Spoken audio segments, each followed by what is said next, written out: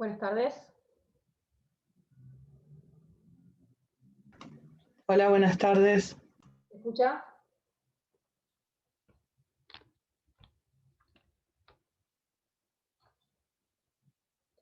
¿Ustedes me escuchan? Sí, profesora. Sí, sí, la escuchamos. Sí, se escucha bien. Bueno, ya comenzaron la cursada, ya tuvieron la primera clase magistral y ya tuvieron la clase y las orientaciones con relación a la bibliografía. ¿Quedó alguna duda de eso? ¿Volvieron a hablar con los doctores? ¿Pudieron conseguir el material que estaban buscando?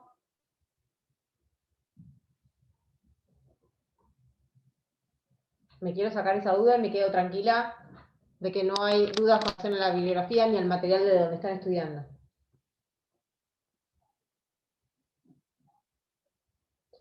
Bueno, doy por entendido entonces los temas que han visto hasta acá.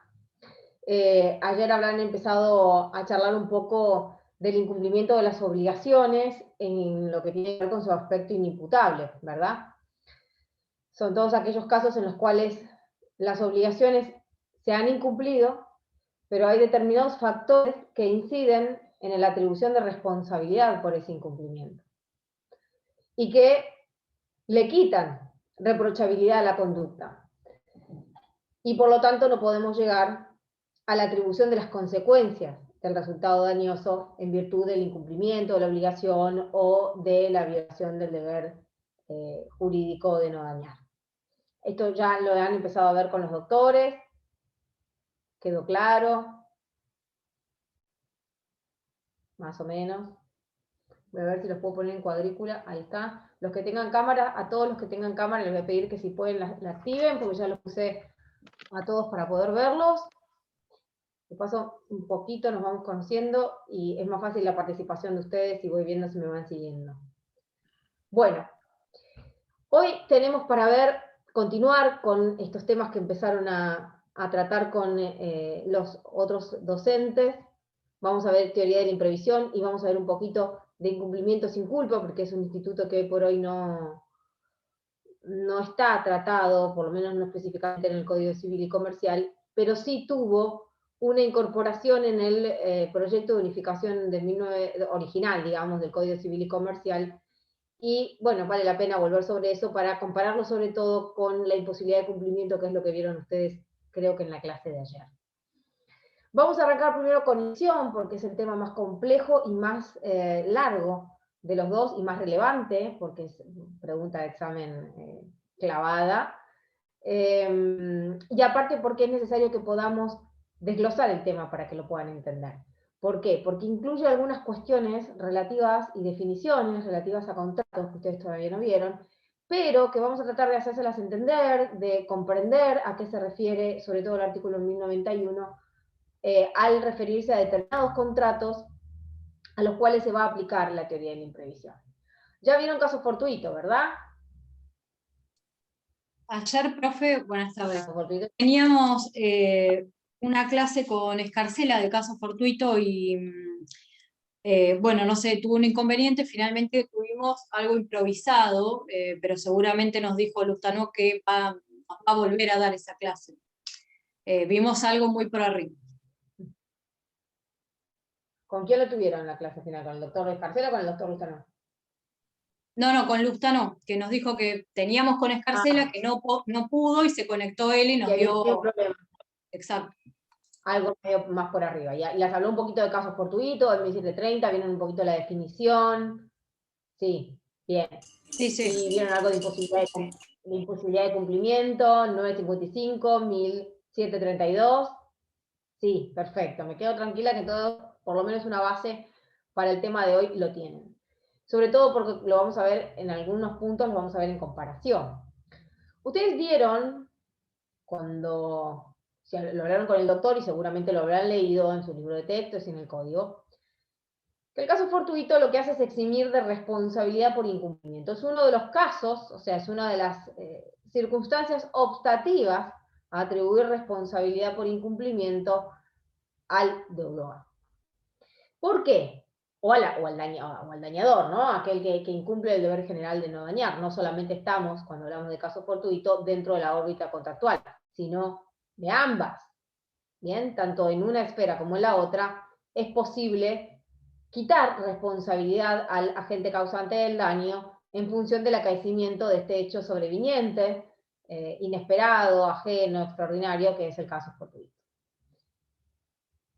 Tiene algunas similitudes y tiene algunas diferencias con la teoría de la imprevisión. Ahora las vamos a ver. Básicamente me interesa darles como una introducción de lo que se trata la teoría de la imprevisión para que puedan entender en qué esfera más o menos estamos ubicados. Ustedes habrán escuchado hablar, sobre todo en Civil 1, de cómo se forma el consentimiento en los contratos, o por lo menos en los actos jurídicos, de los cuales obviamente es una categoría de la que participan los contratos. Algo de esto retienen más o menos de Civil 1. ¿Se acuerdan más o menos cómo se formaba el consentimiento y cuáles eran los requisitos para llevar a cabo un acto jurídico válido? ¿Se acuerdan, verdad? Algo de esto habrán hablado, o sea que más o menos deben tener presente que todos estos requisitos también se aplican a la constitución del contrato como acto jurídico. Las partes, cuando otorgan su consentimiento para realizar un contrato, ponen en miras no solamente la libertad, no solamente el discernimiento, no solamente la voluntad, sino que también ponen en mira ciertas expectativas, es decir, todos esos requisitos que hacen a la validez del jurídico confluye en ¿dónde? En el consentimiento que deben otorgar para llevar a cabo un contrato que por lo menos tenga en miras a satisfacer las expectativas de cada parte involucradas en esa contratación. A ver, si ustedes van a llevar a cabo un contrato, vamos a poner algo simple, bueno, hoy en día no es tan simple con la reforma que tuvo, pero vamos a poner un ejemplo simple como el de la ley, como el contrato de alquiler. Ustedes van a llevar a cabo una operación de locación. Se van a sentar con el locador, si ustedes son los locatarios, es decir, los inquilinos. Cada una de las partes va a exponer qué es lo que espera de ese contrato, más allá de que es un contrato nominado y como tal, más o menos ya sabemos de qué se trata, bien, cuál es el objeto del contrato de locación, ya sabemos qué esperar de una operación de estas características. Pero se van a tener que poner de acuerdo sobre cuestiones accesorias, como el precio, si se pueden introducir o no se pueden introducir mejoras, cuáles son las mejoras que van a ser reembolsables. Se van a tener que poner de acuerdo sobre cuáles son las permisibilidades que están incluidas en el contrato, si puedo subalquilar, si no puedo subalquilar, si tengo que vivir solo, si le puedo dar destino solamente a vivienda o además puedo involucrar, no fines comerciales, pero alguna otra actividad dentro del inmueble. Voy a tener que ponerme de acuerdo sobre infinidad de cuestiones. Esto es una situación que vamos a abordar al momento de constitución del acto jurídico, al momento de nacimiento del contrato. No obstante, el contrato de alquiler, como muchos otros contratos, son, como vamos a ver ahora, de ejecución continuada. ¿Por qué? Porque no se agotan en un solo instante su ejecución, no se cumplen en un solo acto, sino que se difieren a lo largo del tiempo. Su cumplimiento es continuado, tanto por el locador como por el locatario. El locador porque te permite, periodo tras periodo, habitar el inmueble de su propiedad. Y el locatario porque debe pagar, periodo tras periodo, el importe que se hubiera fijado como canon locativo, como alquiler, ¿verdad? Entonces esto se va a extender por todo el lapso que dure la locación, que hoy es un mínimo de 3 años en el caso de las locaciones urbanas. No obstante, a lo largo de todo ese contrato, de este o de cualquier otro que tenga ejecución diferida o continuada, ahora como a lo que se refiere el artículo 1091, como vamos a ver ahora, pueden suscitarse situaciones que hagan que se desequilibre lo que nosotros llamamos el sinalagma contractual, quiere decir esta especial equidad y relación equilibrada que tiene que haber entre las dos partes contratantes, valga la redundancia, del contrato. Puede pasar que haya un o sea, a ver, les voy a poner como ejemplo situaciones extremas porque no quiero que lo confundan con las variaciones que pueda tener el índice de precios inflacionario o que pueda tener el dólar, porque la realidad es que eso en nuestro país no son circunstancias extraordinarias. Es lo que habitualmente suele pasar y en los últimos años mucho más. sí puede pasar que vayan a acaecer circunstancias extraordinarias que repentina y intempestivamente introduzcan circunstancias que haga que las prestaciones a cargo de una de las partes quede desequilibrada en relación a la otra. Por ejemplo, lo que fue la pérdida de la convertibilidad de un día para el otro en el año 2001, por ejemplo, lo que nos pasó con el inicio del periodo de emergencia sanitaria que empezamos a vivir también de un momento a otro, pueden acaecer circunstancias que lleven a alguna de las partes a quedar en una situación de inferioridad en relación a la otra, es decir, a perder el equilibrio en este sinalarma contractual. Y eso genera obviamente un conflicto jurídico al que la ley debe darle una solución. El artículo 1091, que habla de la teoría de la imprevisión, y ahora les voy a explicar por qué es teoría, que en realidad ya no se llama teoría de la imprevisión, así le llamábamos los viejos, los que veníamos del código de Vélez-Sarsfield. Hoy por hoy es el Instituto de la Imprevisión porque es un instituto legal incorporado ya originariamente al Código Civil y Comercial. Esta teoría de la imprevisión se refiere a este tipo de situaciones. Ha nacido para dar respuesta a este tipo de situaciones de las que yo les estoy hablando. Y vuelvo a esto. ¿Por qué teoría de la imprevisión? Nace como teoría porque en realidad la imprevisión no fue contemplada en el Código de Vélez-Sarsfield original. Porque en realidad no había motivos para pensar, no estábamos en esa época en el Código de Vélez, no había motivo para pensar que estas situaciones iban a acontecer. El crecimiento, obviamente, del tráfico comercial y las vicisitudes que atravesó este país, el mundo en general, llevó a que comenzaran a suscitarse este tipo de situaciones durante toda la vida del contrato. Entonces, la doctrina y la jurisprudencia fueron construyendo casuística y soluciones a este tipo de situaciones que dieron lugar a lo que se llamó la teoría de la imprevisión, que luego se incorporó en el segundo párrafo del artículo 1198 del Código Civil de Vélez-Sarsfield, que venía detrás, ¿no? y a propósito de la regla general del Pacta Sunt Servanda del 1197. El 1198 comenzaba hablando de cómo debían interpretarse los contratos y finalmente hablaba en el segundo párrafo, incorporado por la ley 17711 en el año 1968, que fue una reforma integral que tuvo el Código Civil de Vélez. En ese segundo párrafo hablaba de la posibilidad de invocar la teoría de la imprevisión cuando circunstancias extraordinarias sobrevenidas, que ahora vamos a analizar, pudieran provocar un desequilibrio tal en las obligaciones o las prestaciones a cargo de las partes que tornara injusto exigirle a una de ellas, a la parte que había quedado desequilibrada, el cumplimiento de la obligación en esas circunstancias. ¿Por qué? Porque precisamente esto había modificado notoriamente las circunstancias tenidas en mira por esta parte al momento de contratar.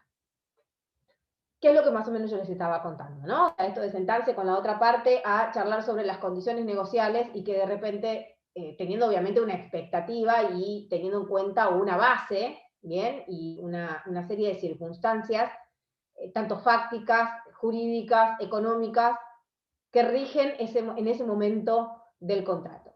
Puedo prever actualizaciones, puedo prever determinadas situaciones que puedan suscitarse a lo largo del contrato, pero hay algunas que son extraordinarias, que no era exigible, de acuerdo a un entendimiento medio de las partes, que las partes lo tuvieran en cuenta al momento de contratar. Porque son extraordinarias, porque son sobrevinientes, porque son ajenas también a la esfera de actuación, a la esfera de control de ambas partes contratantes. Ahí es donde se empieza a parecer un poco, me imagino yo, en la cabecita de ustedes, al caso fortuito. Y de hecho se parece. Y vamos a ver por qué. Voy a tratar de compartir el Power. Y a esta altura deberíamos estar todos muy duchos con esto, pero no es así. A ver. Ahora los perdí a ustedes. Bueno, no importa. Me ven, mientras vean ustedes el Power y me vean a mí.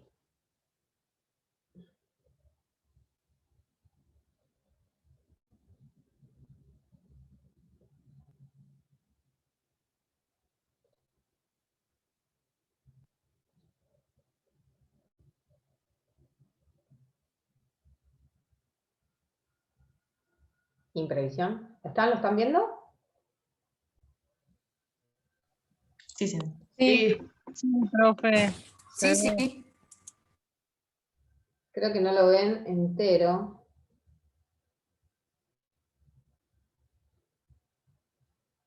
¿Ahí sí lo ven entero?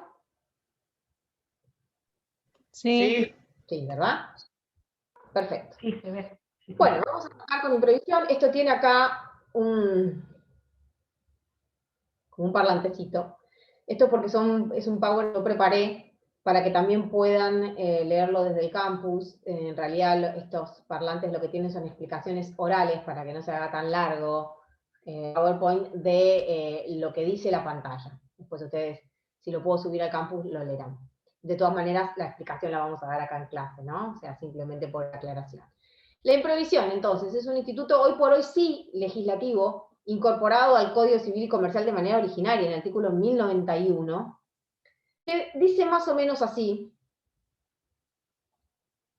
Esto lo vamos a leer de un tirón, pero lo vamos a ir desglosando a lo largo de toda la clase, no desesperen, es un artículo largo. La segunda parte de 1198 era más largo todavía, para su consuelo, y aparte era enroscado. Esto viene más simplificado, ¿no? Con una redacción mucho más laxa y accesible. Comienza diciendo que si en un contrato conmutativo de ejecución fija o permanente, la prestación a cargo de una de las partes se torna excesivamente onerosa por una alteración extraordinaria de las circunstancias existentes al tiempo de su celebración, sobrevenida por causas ajenas a las partes y al riesgo asumido por la que es afectada, ésta tiene derecho a plantear extrajudicialmente o pedir ante un juez, por acción o como excepción, la resolución total o parcial del contrato, o su adecuación. Igual regla se aplica al tercero a quien le han sido los derechos o asignado obligaciones resultantes del contrato, y al contrato aleatorio si la prestación se torna excesivamente onerosa por causas extrañas a su área propia. Vamos por partes. A ver. ¿Cuáles son los contratos a los que se aplica la teoría de la imprevisión? Fíjense que la primera parte del artículo empieza hablando de cuáles son, de sí en los contratos así así. Por lo pronto ustedes ya se habrán dado cuenta que el instituto de la imprevisión se aplica en lo que tiene que ver con la esfera contractual, de las obligaciones. ¿Por qué? Porque precisamente ya en 1091 comienza hablando de cuáles son los contratos a los cuales se aplica la imprevisión. No se aplica este instituto al área extracontractual, es decir, a la esfera del incumplimiento del deber general de mañana. Bien, el incumplimiento aquiliano. ¿Por qué? Porque es un instituto que prevé expresamente circunstancias dolosas y sobrevinientes que van a tornar excesiva la prestación a cargo de una de las partes ya nacida en un acto constitutivo previo, y que sobrevinientemente, es decir, con posterioridad a su nacimiento, se torna excesivamente onerosa a cargo del deudor, o a cargo de alguna de las partes que haya quedado librada en este sinalagma contractual, que comenzó de otra manera distinta. Y esta es la diferencia que ustedes notarán con el caso fortuito. El caso fortuito también prevé que ante el acaecimiento de un hecho sobreviniente extraordinario, pueda eximirse de responsabilidad a la parte afectada. Y en ese caso, se puede aplicar el caso fortuito al área contractual como extracontractual. Pero la característica que tiene particularmente el caso fortuito es que lo que va a hacer es eximir de responsabilidad a la parte afectada por el casus. ¿Y por qué? Porque la prestación se torna de imposible cumplimiento a la parte obligada. De imposible cumplimiento. Lo que pasa es que esa imposibilidad de cumplimiento es inimputable al deudor. ¿Por qué? Porque la relación de causalidad entre el hecho generador del daño y el daño, precisamente, se encuentra interrumpida por el acaecimiento de este hecho extraordinario, sobreviniente, ajeno a la esfera de control de las partes. En cambio, en la teoría de la imprevisión, en el instituto de la imprevisión, se aplica únicamente al área contractual y no torna de imposible cumplimiento a la prestación, sino que la torna excesivamente onerosa, a cargo de una de las partes afectada por este hecho sobreviniente también extraordinario. O sea, el hecho que viene a irrumpir en la relación contractual entre las partes tiene las características del caso fortuito, pero no tiene todos los efectos del caso fortuito, porque no exime a la parte afectada de cumplir y no torna a la prestación de imposible cumplimiento, sino que la torna de un dificultoso cumplimiento al punto tal que es injusto exigirle a la parte afectada que cumpla en esas condiciones, porque implicaría un abuso de derecho, implicaría violación de la buena fe, implicaría directamente llevar prácticamente de una forma intencional a la ruina a una de las partes, por exigirle que cumpla en estas condiciones, cuando en realidad ha quedado en una situación muy desequilibrada en relación a la otra. Y, por el otro lado, si bien no torna de imposible cumplimiento a la obligación, tampoco irrumpe en el nexo de causalidad, sino que afecta las negociales del contrato. Y por eso es necesario abordar otro tipo de posibilidades para poder restablecer las bases del negocio jurídico alteradas, como bien da la opción el artículo 1091, o de lo contrario, si esto no fuese posible, darle alguna de las partes, de resolver el contrato, es decir, de finalizarlo. Esto tiene una diferencia bastante fundamental con lo que ahora vamos a ver los efectos con el artículo 1198 del Código Civil de Vélez, porque en ese código solamente se le daba la posibilidad a la parte afectada de pedir la resolución del contrato, y la otra parte era la que podía evitar finalizar el contrato ofreciendo mejorar las condiciones equitativas del convenio. Pero de lo contrario, si la parte que no había sido afectada aceptaba la resolución, la parte que había sido afectada por este hecho extraordinario de la imprevisión podía llegar a perder absolutamente todo lo que había puesto en el contrato, porque únicamente la ley le daba la posibilidad de resolver, no de peticionar mejorar las condiciones equitativas del convenio. No le daba la posibilidad de reajuste, que es lo que cambia ahora el artículo 1091 del Código Civil y Comercial, con obviamente muy buen criterio. Bien, vamos a ver cuáles son los contratos a los que se aplica la teoría de la imprevisión. En primer lugar, los contratos onerosos. ¿Por qué a los contratos onerosos? ¿Cuáles son los contratos onerosos? Son aquellos en los cuales ambas partes, hacen un sacrificio, un esfuerzo por recibir la contraprestación a cargo. Por contrapartida, con los contratos gratuitos, que son aquellos en los cuales el esfuerzo es de una sola de las partes y la otra solamente recibe la prestación. Por ejemplo, los contratos de donación. Los contratos onerosos son aquellos en los cuales, a cambio de la contraprestación, hay que poner un esfuerzo. Está previsto su definición en el artículo 967 del Código Civil Comercial. ¿A qué otros contratos se aplica? Dentro de los contratos onerosos, a los contratos conmutativos. ¿Cuáles son los contratos conmutativos? Son aquellos en los cuales las partes saben desde el inicio cuáles son las ventajas y cuáles son los beneficios que van a tener que hacer durante la vida del contrato para poder llevar a cabo el objeto de ese contrato. Por ejemplo, una compraventa. Yo sé que tengo que poner tanta cantidad de dinero a cambio de un automotor, por ejemplo, o de un inmueble. Por ejemplo, como les ponía yo el supuesto cuando recién empezamos la clase, el contrato de locación. Yo ya sé lo que voy a recibir dentro de cuál es el objeto principal del contrato y cuál es la prestación a cargo de la contraparte. ¿Para qué? Permitirme el derecho a habitación, de ocupación de ese inmueble. Y además yo sé desde el vamos cuánto voy a tener que poner por periodos para pagar ese alquiler. Cada una de las partes sabe cuál es la ventaja y cuál es el sacrificio que tienen que poner en esa obligación, en ese contrato, desde el inicio. En cambio, los contratos conmutativos se oponen a los contratos aleatorios. Los aleatorios son aquellos en los cuales el área propia del contrato es azarosa, ¿no? O sea, hace referencia al azar. Hay una parte de la ventaja o sacrificio que voy a tener que poner u obtener en este contrato que no me es conocida desde el inicio. No es posible conocerlo desde el inicio. Por ejemplo, el contrato, cualquier tipo de obligación que nazca por el juego. Algunos autores nombran el contrato de juego porque establecen que no se sabe cuál va a ser, o sea, primero no sabemos si el asegurado va a sufrir algún siniestro, y en su caso no se sabe cuánto va a ser, a cuánto va a acceder la indemnización que la compañía de seguro tenga que pagar, porque no se conoce cuáles son los daños que puede llegar a ocasionar el asegurado. Es decir, hay gente que no choca, que realiza un contrato de póliza de seguros y no choca en 20 años, y hay otra que choca una vez por mes, ¿verdad? Entonces, se entiende que tiene un alia propia el contrato de seguro, que es que no sabemos, sobre todo el alia es para la parte aseguradora, que es que no sabemos cuáles son los siniestros que puede sufrir el asegurado, y tampoco sabemos cuál es, hasta dónde puede ascender la indemnización que tengamos que pagar como compañía aseguradora. Entonces se entiende que es aleatorio. ¿Por qué? Porque no existe esa ventaja y ese sacrificio claros desde el vamos, ¿no? Desde el nacimiento.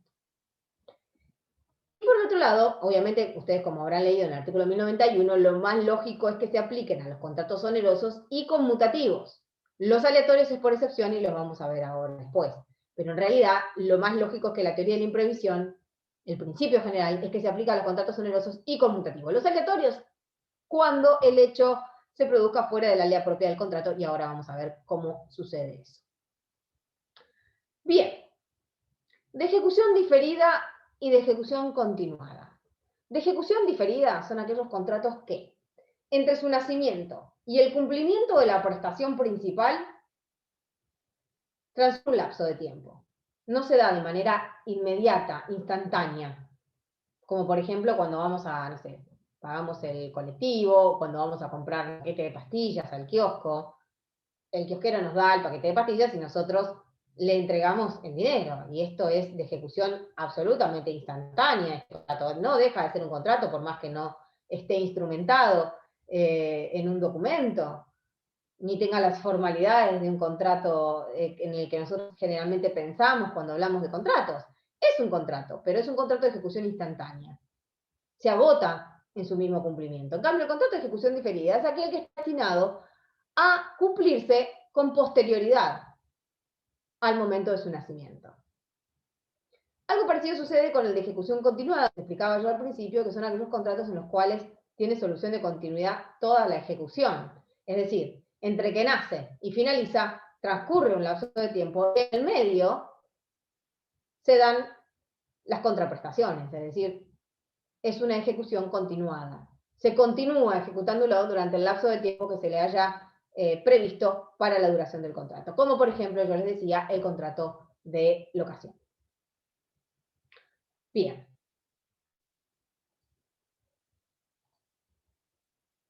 Condiciones de ejercicio de la teoría de la imprevisión. Bueno, el artículo 1091, segunda parte, dice que sí, la prestación a cargo de una de las partes se torna excesivamente onerosa por una alteración extraordinaria de las circunstancias existentes al tiempo de su celebración, sobrevenida por causas ajenas a las partes y al riesgo asumido por la que es afectada.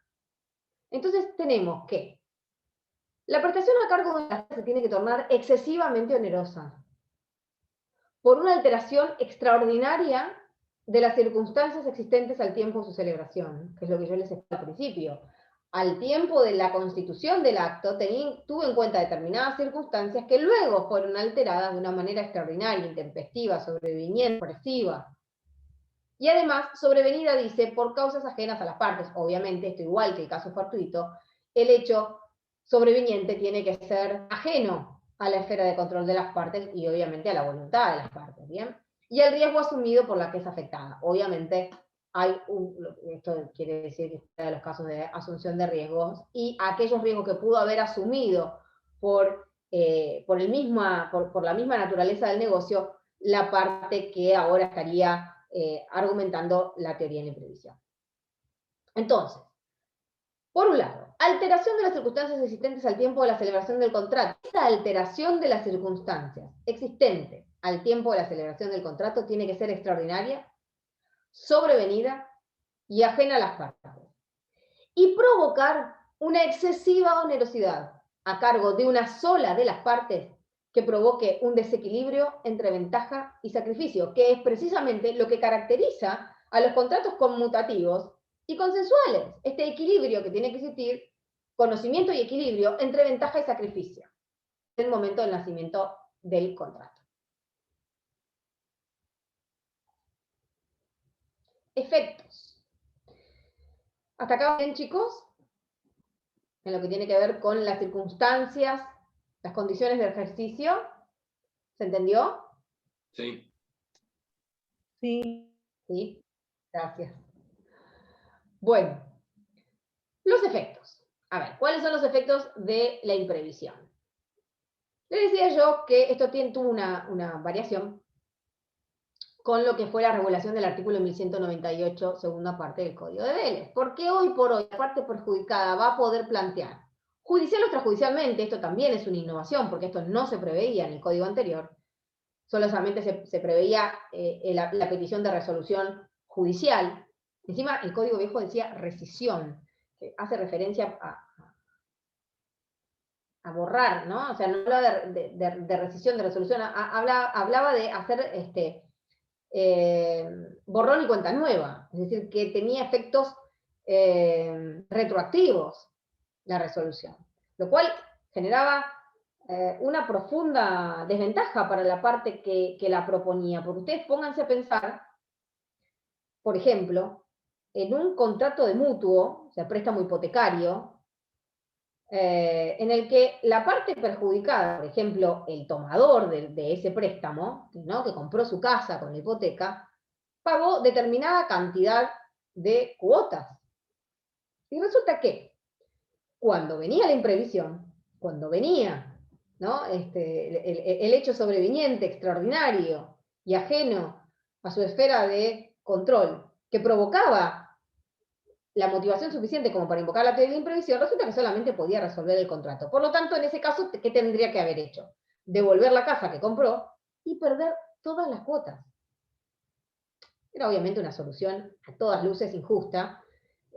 La jurisprudencia, ¿no?, ponía un poco de coto a esto, había infinidad de posturas doctrinarias en contra de vedarle la posibilidad a la parte perjudicada de invocar ajuste equitativo del convenio, y por ende este tipo de situaciones injustas eran generalmente corregidas por la jurisprudencia, por la justicia, ¿no?, en el ámbito judicial.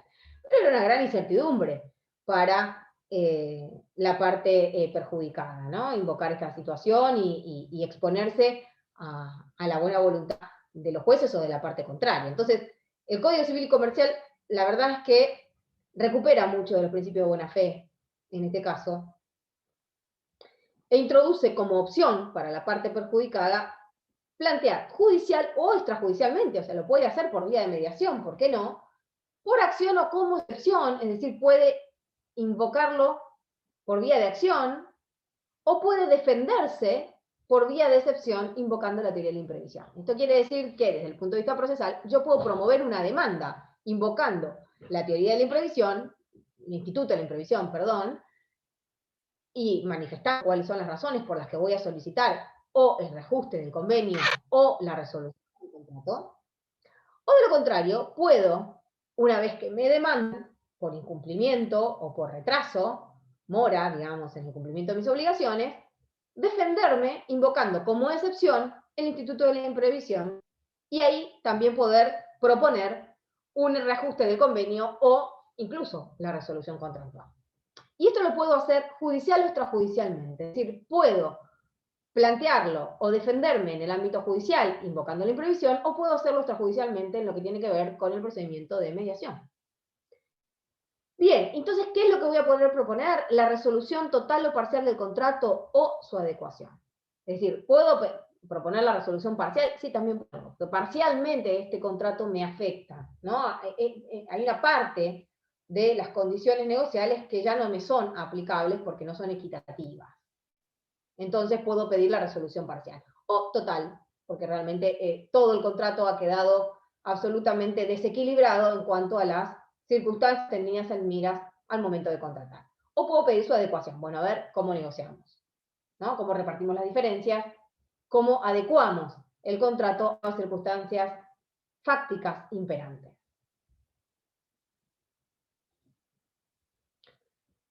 Y acá hay una última que hace el código, que dice: igual regla se aplica al tercero a quien les han sido conferidos derechos o asignadas obligaciones resultantes del contrato. ¿A qué está haciendo referencia? Esto me pareció más que interesante aclarárselo porque no es tan fácil darse cuenta solo. Les habla del contrato a favor de terceros, que es aquel por el que los otorgantes la realización de una prestación a cargo de una o de ambas partes, pero a favor de tercera persona, que no ha intervenido en su celebración y no está representado de forma tal que, si bien no es parte del contrato, en virtud de esta estipulación, va a quedar incorporado al mismo como beneficiario de cierta prestación. Por ejemplo, la estipulación de terceros prevista en el artículo 1027 del Código Civil. Por ejemplo, el contrato de renta vitalicia. El principio general en materia de contratos es el efecto relativo de los mismos, ¿no? O sea, el contrato no va a hacer surgir obligaciones a cargo de terceros, conforme al artículo 1022 del Código Civil.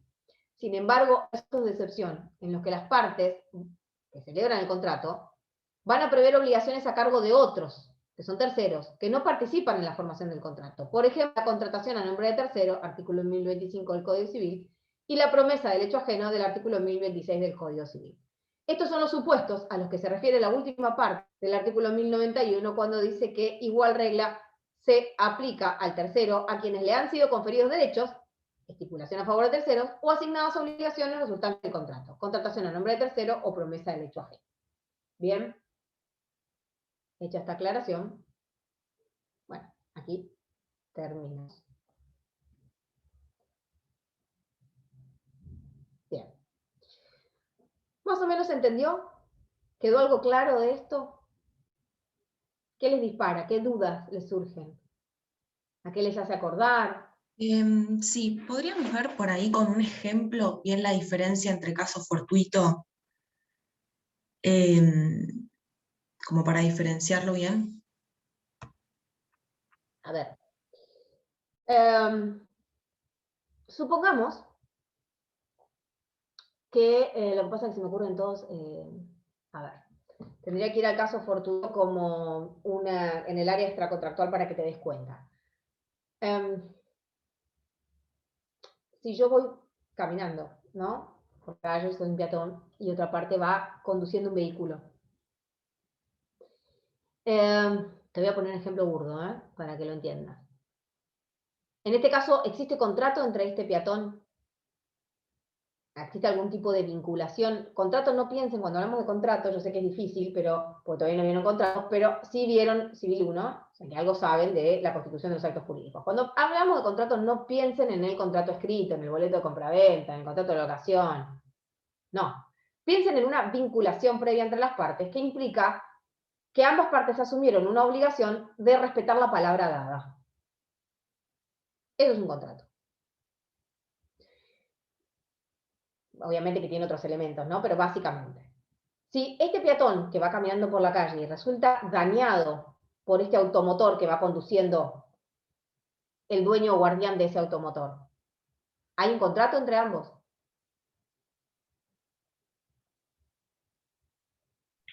No, no hay un contrato. No, no hay un contrato No, entre ambos. yo creo que sí. Yo creo que no. Solange, ¿por qué? Solange. Porque me parece que, vamos a suponer que un peatón que cruza por la esquina, como corresponde, y más allá de la infracción, el semáforo está en amarillo, el auto pasa y lo choca. A ver, el auto sabe que el semáforo está en amarillo, tiene que frenar.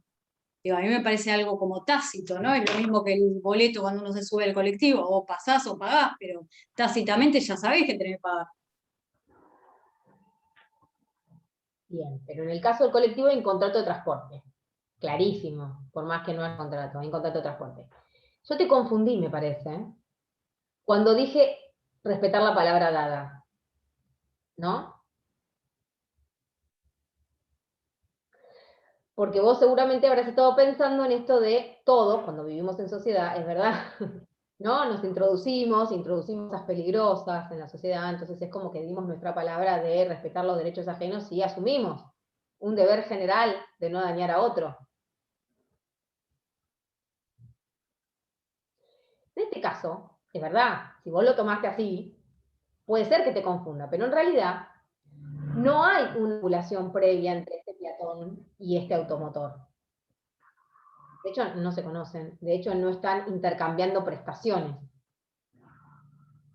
que es lo que sí o sí tendría que haber para que haya un contrato, aun cuando fuera gratuito, Aun cuando fuera gratuito, siempre hay dos partes contratantes.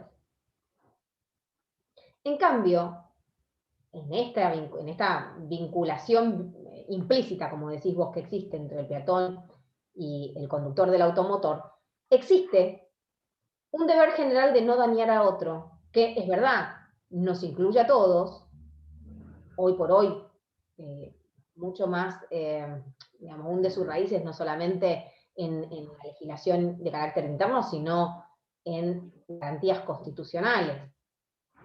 Pero además, está previsto en el Código Civil y Comercial como el presupuesto con el cual vamos a abrir la puerta de la responsabilidad civil, es decir, del derecho de daños, del deber de reparar. ¿Por qué? Porque cuando yo provoco a otro, es decir, violo el deber general de no dañar, y provoco a otro un daño injustamente causado, ¿qué tipo de actitud? No los quiero reducir a la respuesta, estoy pensando a ver cómo te lo pregunto. ¿Qué tipo de conducta es esa? Provocar un daño no justificado. Está bien, ustedes no están en la esfera de daño, pero a esta altura ya más o menos tienen que tenerlo más o menos claro.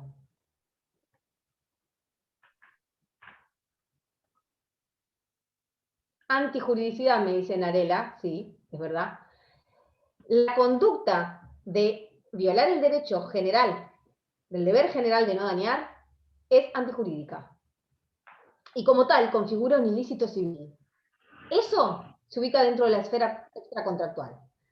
Yo entiendo que esto los confunda porque encima están estudiando todo el tema de la unificación de las áreas extracontractuales, entonces ¿en qué quedamos? ¿Hay diferencia? No, no, sí hay diferencia. Lo que ha pasado con el Código Nuevo es que ha eliminado, en cuanto a las consecuencias del daño producido en la esfera contractual y el daño producido en la esfera extracontractual, ha eliminado algunas diferencias, unas cuantas, en cuanto a sus consecuencias, que lo vamos a ver más adelante. Pero sigue habiendo esfera contractual y sigue habiendo esfera extracontractual. Cuando yo estoy dentro del marco del acto ilícito, estoy dentro de la esfera extracontractual, porque violé el deber general de no dañar a otro, que es lo que antes llamaba la antijuricidad material, mal llamada antijuricidad material. Es esta cosa implícita, ¿no?, que uno asume cuando vive en sociedad de no dañar a otro. Es más, ahora está hasta un deber de prevención del daño, previsto en el artículo 1710. O sea, hasta ese punto, que abarca a toda persona que esté en condiciones, en circunstancias de evitar ese daño. O sea que hasta ese punto asumimos el deber de evitar el daño, o de evitar provocar un daño, o de evitar su agravamiento. Ni hablar el hecho de asumir las responsabilidades por ocasionar ese daño. Eso es la esfera extracontractual. La esfera extracontractual tiene que ver con haber asumido, haber empeñado una palabra, haber tenido una vinculación previa con la contraparte, por decirlo de alguna manera, cuando ya se genera conflicto jurídico, ¿no? Con la otra parte. Como el contrato de transporte, que yo les decía, hay una vinculación, porque me subí al colectivo, aboné el precio del pasaje, y con eso adquirí, como contraprestación, el derecho a ser transportada sana y salva a mi lugar de destino. Y por más que sea, ese sí que ¿cuánto va a durar ese contrato de transporte? El tiempo que dure mi viaje arriba del colectivo. Va a ser, si voy a hacer un viaje corto, va a ser un contrato medio de ejecución casi instantánea, porque en Mar del Plata no tenemos grandes distancias como para que estemos, no sé, 5 horas arriba del colectivo.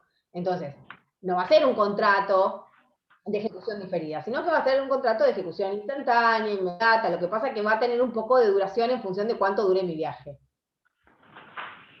Ahí en el contrato en ese tipo de contrato de transporte no va a ser muy susceptible de aplicación la teoría de la imprevisión, ¿verdad? Porque, bueno, en este país no sabemos, porque en 2 horas puede pasar cualquier cosa. Pero no dura lo suficiente y no están involucradas las prestaciones de la naturaleza propia como para generar, ¿no?, esto de la aplicación de la teoría de la imprevisión. Pero sigue siendo un contrato. Entonces, la teoría de la imprevisión se aplica a aquellos contratos que vayan a tener una acción de continuidad en cuanto a su duración y en cuanto a su ejecución.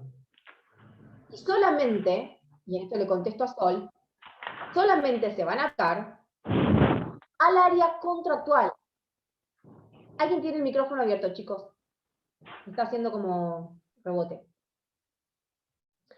Gracias. Contestándole a su compañera, ella me decía una diferencia. Bueno, este peatón que va caminando por la calle y este automotor no tienen una vinculación previa. Ninguna de las dos partes tiene expectativas sobre el comportamiento de la otra, más que este deber implícito que asumimos todos de vivir en sociedad, de que nadie me va a intentar dañar, de que no tengo que dañar a otro, y de que tengo que evitar el daño si en mi poder estuviera. Eso es el área extracontractual. Si este motor te choca, y supongamos que invoca el caso fortuito, porque resulta que te chocó porque en realidad vino el tsunami justo en el momento que el automotor pasaba, o un terremoto, y se abrió la calle, que parece una locura, pero suele pasar en otras provincias, y se abrió la calle justo, entonces el auto impactó contra el peatón. Eso es un caso fortuito. Vamos a ver ahí si hay o no exclusión de cobertura por parte de la aseguradora, tal vez igual te cubra. Pero supongamos, ¿no? O sea, por lo menos responsabilidad subjetiva de parte del conductor del automotor no va a haber.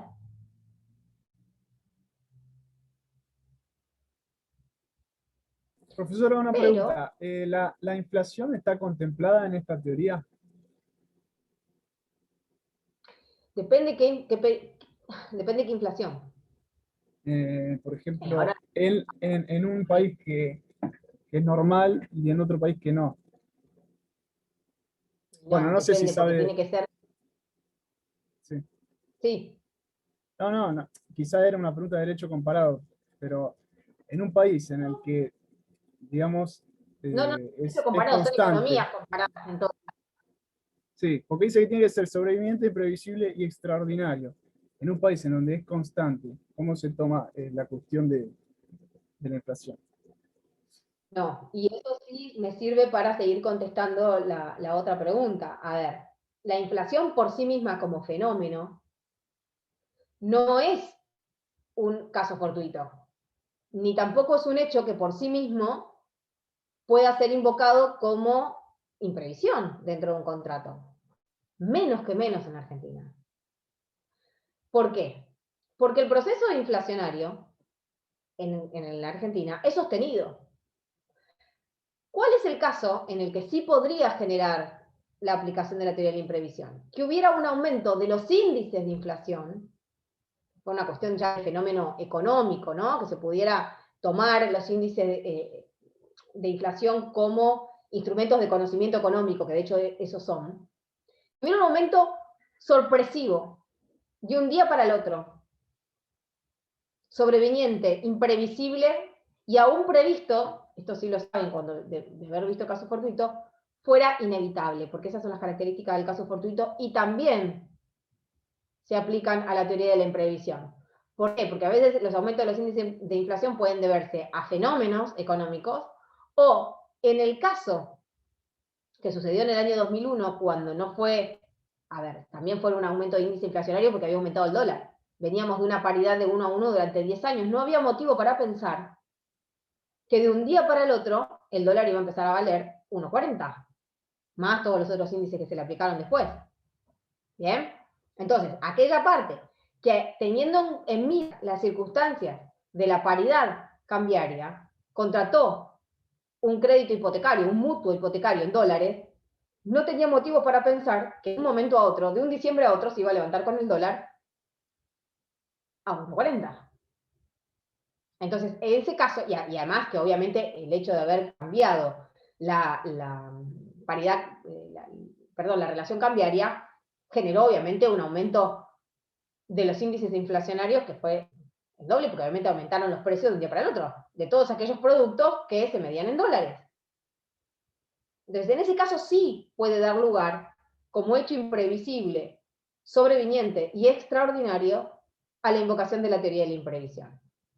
Hoy, con los índices inflacionarios que tenemos, a menos que mañana aconteciera un hecho que no se me ocurre, pero bueno, la Argentina siempre nos hace perder la capacidad de asombro, pudiera acontecer algún fenómeno económico, social o jurídico que generara este desequilibrio de golpe en un índice inflacionario que viene sostenido en un determinado, más o menos, balance, en un determinado promedio, bueno, ahí veremos. Si bajamos la teoría de la imprevisión y a ver. Bueno. El ejemplo de los créditos hipotecarios UBA, en el que una población, un universo de gente que adquirió ese crédito hipotecario, sabiendo las condiciones de que el UBA como unidad de medida estaba atado a la inflación, pero que la proyección que hacía el gobierno respecto de el alza o la baja de la inflación de a 4 años de gestión era a la baja. Digamos, iba a pasar la Argentina de 2 dígitos a un solo dígito en el término de 4 años. Esa alza de la inflación que terminó siendo del 30%, no puede ser tomada, digamos, como el universo afectado como una imprevisibilidad, más allá, digamos, de que la construcción de la economía se hace en el día a día, pero digo, hay en términos factibles, un 1 de marzo, el presidente dijo, acá tenemos una proyección, y después el ministro de Economía va y lo presenta en Cámara de Diputados y dice, acá tenemos una proyección de lo que va a ser la economía durante 4 años. Digamos que después varíe. No podemos tomar como esos hechos puntuales o esos acontecimientos como, bueno, te estoy dando un marco previsible para después decir, bueno, estoy en un hecho de imprevisibilidad.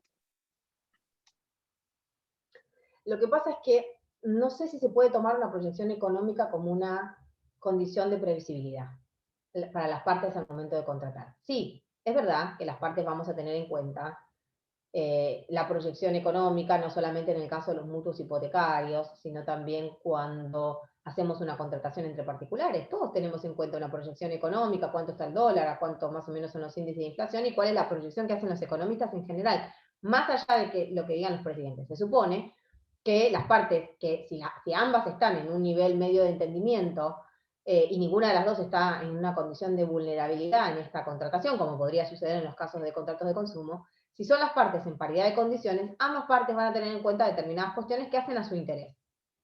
Ahora, yo no sé, porque esto obviamente que va a ser susceptible de planteos judiciales, hasta qué punto una proyección económica, tenida en cuenta al momento de contratar con un índice tan variable y volátil como es el UVA, pudo haber sido tomado como, si bien obviamente que fue tomado en cuenta esa proyección por las partes al momento de contratar, no sé si el aumento de esos créditos, o sea, el aumento de ese índice que fue el UVA, por más que sea ciertamente desmedido, en realidad no fue sorpresivo. Para mí lo que le falta, y esto es una opinión personal, teniendo en cuenta solamente las definiciones legales, para mí lo que le falta a el desbalance en cuanto a los índices que afectan al UVA es la imprevisibilidad, porque esto ya venía sucediendo.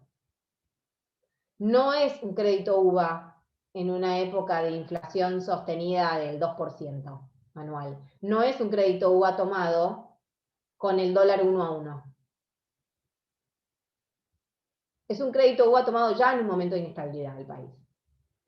Que nos sujetamos a un índice peligroso. Más allá de que obviamente era eso o nada, ¿no? Pues el riesgo era conocido por las partes, creo yo, digamos, el que tomó el crédito UVA sabía el riesgo a que se atenía, pero bueno. Viene aumentando paulatinamente, más allá de que viene aumentando rápido, viene aumentando paulatinamente y no lo podemos tomar como un hecho extraordinario. A mí me parece que le falta ese elemento. Será cuestión de planteo judicial, porque tal vez no es para aplicar el Instituto de la Imprevisión, pero sí para reajustar el convenio basándonos en otros institutos, en otras cuestiones, ¿no? Cuando se plantea esta situación que, a ver, más allá de lo que aumenta el índice UVA, también tuvimos una pandemia mundial, ¿no? Y cómo afecta a la población, cómo afecta a la economía global y cómo afecta a la economía de cada uno en particular. Se verá si eso, en el caso particular, porque no se olviden que la teoría de la imprevisión obviamente que se aplica solamente a los casos particulares y con invocación previa, no es de oficio, ni va a salir un DNU, ni una ley para decir, bueno, teoría de la imprevisión para todo el mundo. Esto es invocación en el caso concreto. Se va a analizar si en ese caso, para esa persona, determinada situación con relación a los créditos UVA en el contexto de pandemia puede ser encuadrable dentro de la imprevisión o de un caso fortuito. Me parece que le faltan algunos elementos, pero hay que ver por qué, ¿no? Dependerá de planteo, ya les digo, judiciales y de análisis de circunstancias particulares. Pero sí, ustedes se darán cuenta, y el ejemplo que dio Juan es genial en este sentido. Fíjense que cuando contraté el mutuo hipotecario con los créditos UVA hace el tiempo que lo hicimos, teníamos una situación, pero ¿qué pasó? ¿Qué es lo que posibilitó que ese sinalagma contractual se fuera medio desajustando? Más allá de que acá no estamos en un contrato consensual, equitativo entre las partes, es un contrato de consumo, porque es un contrato de un producto bancario, generalmente, salvo que uno le haya pedido un préstamo en particular, pero en general si es un producto bancario, nosotros somos los consumidores, somos la parte vulnerable, ¿verdad? Por esta que les explicaba yo al principio de la pulsada, la diferencia entre el experto y el profano. Ellos son los expertos en productos bancarios y financieros. Pero más allá de toda esta cuestión intuitiva que abarca a la defensa del consumo, ¿qué les parece a ustedes que posibilitó? Ustedes van a decir la inflación, que se fue toda la miércoles. No, ¿qué posibilitó que pasara esto?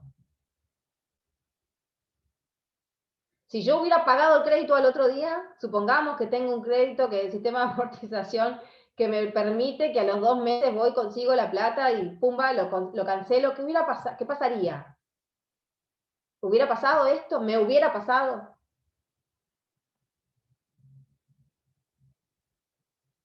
Lo que posibilitó que esto pasara es el transcurso del tiempo y el contrato de ejecución continuada.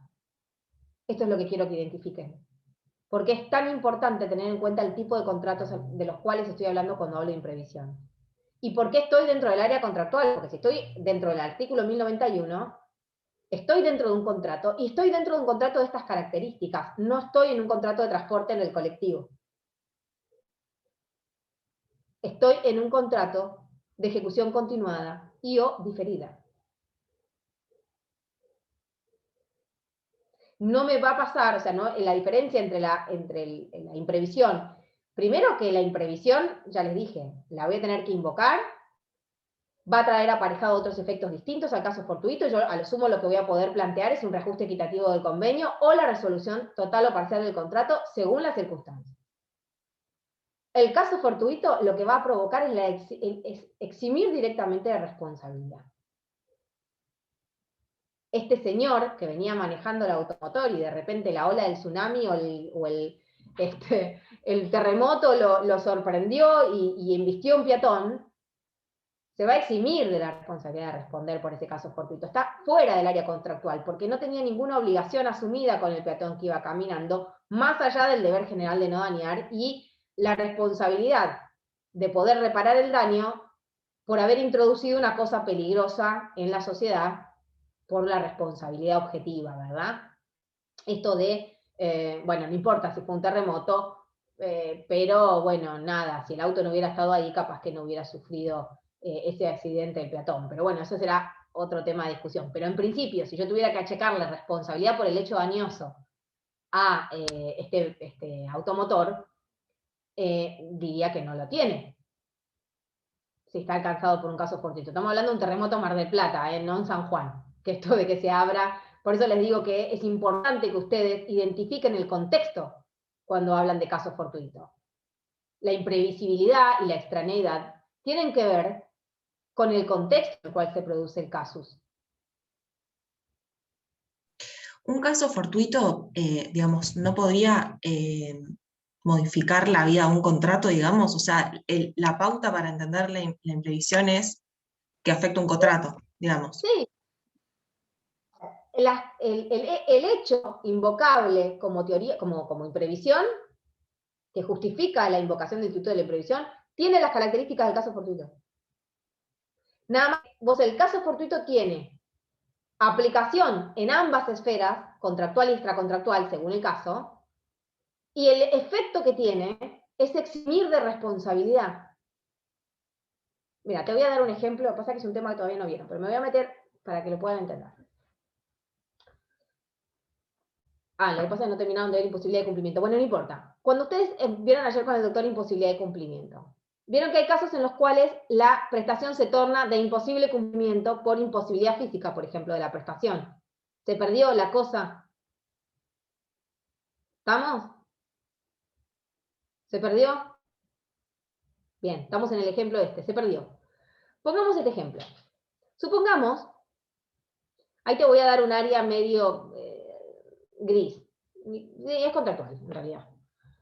Supongamos que un carpintero, un señor de una fábrica de muebles, que asumió la obligación con vos de entregarte un lote de 10 mesas y sillas. Que vos tenés que abrir el restaurante y después que esperaste tanto tiempo, después de la pandemia y los protocolos y no sé qué, le encargaste las 10 sillas y las 10 mesas para un determinado momento, para enfrentar la temporada, y resulta que este señor no te lo puede cumplir. Llegó un momento que te tenía que entregar en tiempo y forma esa prestación a su cargo y no la puede cumplir. No te lo entrega. Ustedes van a ver más adelante que las obligaciones de dar, que es esta, por ejemplo, la obligación de entregar cosas, son obligaciones de resultado. ¿Por qué de resultado? Porque en realidad el agente que asume la obligación es responsable ante la verificación de la no producción del resultado. No me importa otra cosa. Si tuvo culpa, si no tuvo culpa, si hizo lo posible para llegar y no llegó, no me importa otra cosa. La obligación de resultado tiene como eje un factor objetivo de atribución. Si no entrega, responsabilidad, punto. Todo lo demás lo vemos después.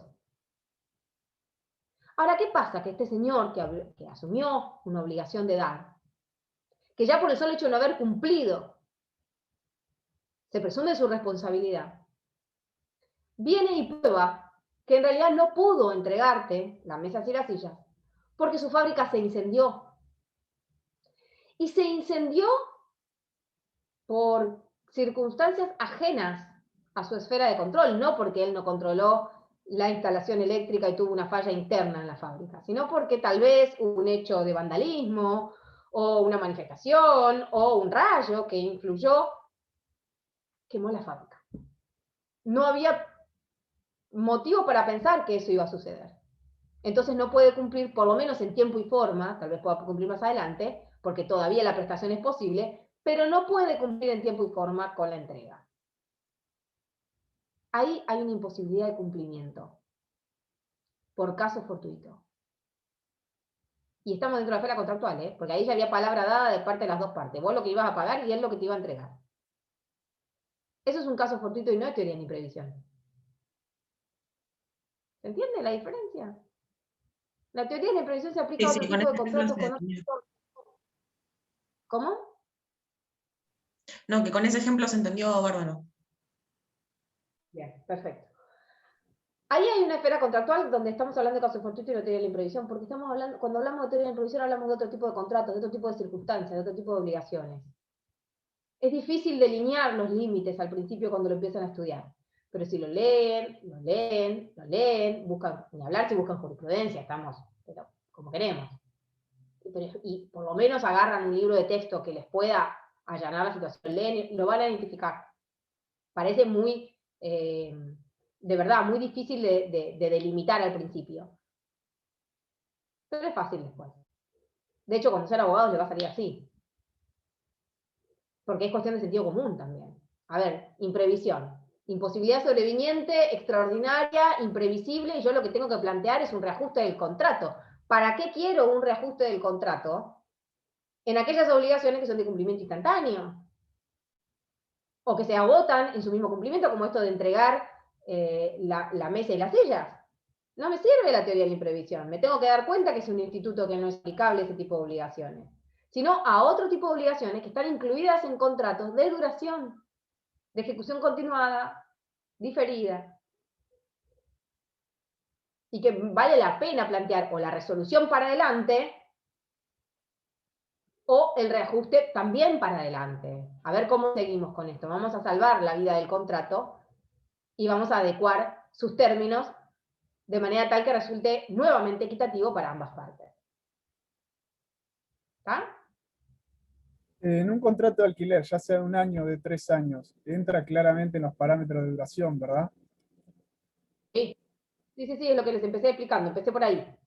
Diciendo que, por ejemplo, uno de los casos de contrato de duración, de contrato de ejecución continuada, es el contrato de alquiler, o cualquier otro contrato que sea cumplible por periodos. ¿Hasta acá vamos? ¿Alguna otra pregunta?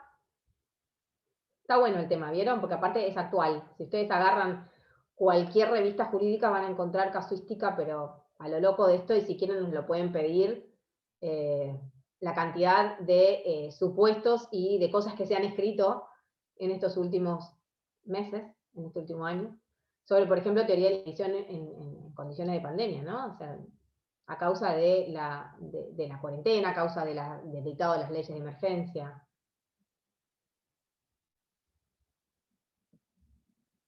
Y aparte en este país les sobran ejemplos. Desde acá una de las chicos me preguntó, doctora, ¿el corralito se podría encuadrar en casos fortuitos? Sí. Y según el caso, podría también dar lugar a la invocación de la teoría de la imprevisión, si afectara contratos de ejecución continuada. Claro que sí. Bien. El otro tema que teníamos para hoy es... perdón. El otro tema que teníamos para hoy es y el incumplimiento sin culpa, perdón. Es un tema muy cortito, yo se los voy a explicar porque en realidad hoy por hoy a ver, se discutió un poco sobre el punto en la época en la que todavía estábamos con la mirada más puesta en los factores subjetivos de atribución, que eran la culpa, ¿no? Aparece esto del incumplimiento sin culpa como un tertius quid entre el caso fortuito y el incumplimiento por culpa. Es como que estaba en el medio, cosa que es prácticamente impensable, ¿no? Hoy en día. ¿Hay algo escrito en relación a esto? Sí, hay algo escrito, no, la verdad no mucho, porque en realidad se agotó en el proyecto. En el proyecto de unificación, no en el proyecto del código. Ya en el proyecto del Código Civil y Comercial, el último proyecto no estaba, pero en el proyecto de unificación civil y comercial sí estaba. En el artículo 514. ¿Por qué en el artículo 514? Porque el artículo 514 en el Código de Vélez definía caso fortuito. Entonces, la primera parte, o sea, como se proyectó la reforma, la primera parte de 514 iba a seguir igual, en donde establecía que caso fortuito es el que no ha podido preverse o que previsto no ha podido evitarse. Y la última parte de 514 decía, hay incumplimiento sin culpa cuando el deudor acredita que para cumplir habría sido menester una diligencia mayor que la exigible por la índole de la obligación. A ver, la diligencia prevista iba a depender obviamente de circunstancias objetivas, que estaban obviamente muy vinculadas con el acto, y subjetivas que estaban muy vinculadas con el autor. La prueba, o sea, lo novedoso de este incumplimiento sin culpa, es que la prueba de la diligencia mayor, a la exigible según la naturaleza de la obligación, estaba a cargo del deudor. Entonces lo que quiso hacer la ley acá es hacer una distinción entre los casos comunes de incumplimiento culpable, en los cuales estaba a cargo del acreedor, el que invocaba la culpa, la víctima sería, la prueba de la culpa. Y era el deudor, la otra parte, quien para eximirse de responsabilidad tenía que demostrar que de su parte directamente no había habido culpa o que había actuado con las diligencias propias exigibles de acuerdo a la naturaleza y circunstancia de la obligación. Por ejemplo, casos de la obligación de los médicos, la obligación de los abogados, casos en los cuales se le aplica un factor subjetivo de atribución. Entonces, para poder eximirse de responsabilidad, tenía que demostrar que de su parte, no había habido culpa. Este tertius quid entre el caso fortuito y el incumplimiento por culpa, la diferencia que traía y el objetivo que tuvo en ser proyectado de esta manera era cambiar la carga de la prueba, el sistema de carga de la prueba. La carga de la prueba iba a dejar de estar en cabeza de la víctima, sino que iba a haber algunos casos en los cuales se presumía la culpa, y era el deudor el que iba a tener que probar que en realidad no había incumplido la obligación, porque exigirle cumplir la obligación en esas circunstancias hubiera sido equivalente a exigirle una diligencia mayor que la que exigía la naturaleza de la obligación de acuerdo a las circunstancias objetivas del hecho y de acuerdo a las circunstancias subjetivas de la persona del deudor. Más o menos así se perfilaba el artículo 514 del proyecto de unificación del Código Civil y Comercial, y esto era más o menos en lo que consistía este instituto del incumplimiento sin culpa, que no se incorporó al Código Civil y Comercial actual. No lo tenemos regulado hoy en día. A ver, ¿cómo quedaba perfilado esto en la época ya con el Código Civil viejo y cómo se proyectaba el proyecto de unificación? El régimen de los incumplimientos era más o menos que algo parecido a lo que ustedes tienen ahora, que es el incumplimiento por caso fortuito, por un lado. En principio, no acarrea responsabilidad del agente causante del daño porque se interrumpe el nexo de causalidad por el acaecimiento del hecho fortuito. El incumplimiento inculpable, que tampoco iba a generar responsabilidad porque esa prueba quedaba a cargo del deudor, ¿no? Este deudor que iba a demostrar que no, de su parte no había habido culpa, porque esto era una categoría intermedia entre el caso fortuito y la culpa comprobada. Él decía, exigirme cumplir esta obligación implica haberme exigido más de lo que yo debía hacer. Básicamente era eso. A ver, intenté salvar a esta persona. Soy médico clínico, y para poder haberla realmente salvado tendría que haber sido cirujano cardiovascular. Algo así, como para poner un ejemplo burdo. Y por el otro lado, bueno, el otro caso de incumplimiento era el incumplimiento culpable, que se presumía en determinadas circunstancias, en los casos que había presunciones de culpa, y obviamente generaba responsabilidad.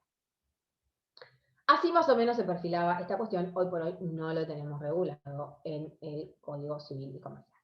Básicamente eso es todo lo que tienen que saber, y la diferencia entre el incumplimiento sin culpa y la imposibilidad de cumplimiento, que ustedes ya saben cuál es. A esta altura, sobrada diferencias habrán encontrado, que la imposibilidad de cumplimiento tiene que ver con la imposibilidad sobrevenida de la prestación por circunstancias no imputables al deudor. ¿Bien? Y genera una imposibilidad de cumplimiento y poniendo una exención de responsabilidad, porque no se puede cumplir, porque la prestación se torna de imposible cumplimiento a cargo del deudor, por circunstancias que no le son imputables. Entonces se le aplican las definiciones del artículo 955 y los efectos del artículo 1732. El caso del incumplimiento sin culpa es totalmente distinto, porque si bien se proyectaba que iba a eximir de responsabilidad, lo que tenía que probar la parte afectada, lo que tenía que probar el deudor, era que para cumplir tendría que haber empleado una diligencia mayor que la exigible de acuerdo a las circunstancias de la obligación. ¿Estamos?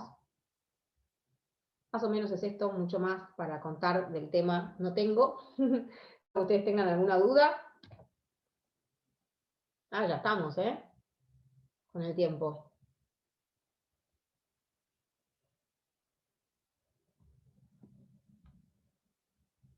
¿Alguna duda? ¿Alguna pregunta? ¿Qué artículo, Bueno, chicos, perdón, el último, 1007. 32, imposibilidad de cumplimiento 955 y 1732. Bien. Si no tienen ninguna otra pregunta, vamos a ir cerrando, porque ya estamos en horario. Les deseo buen fin de semana, que estudien, tienen clase de consulta el miércoles que viene, y si no conmigo se vuelven a ver el viernes que viene en principio, salvo imponderable. Gracias, profesora. Buen fin de semana. Chao, gracias.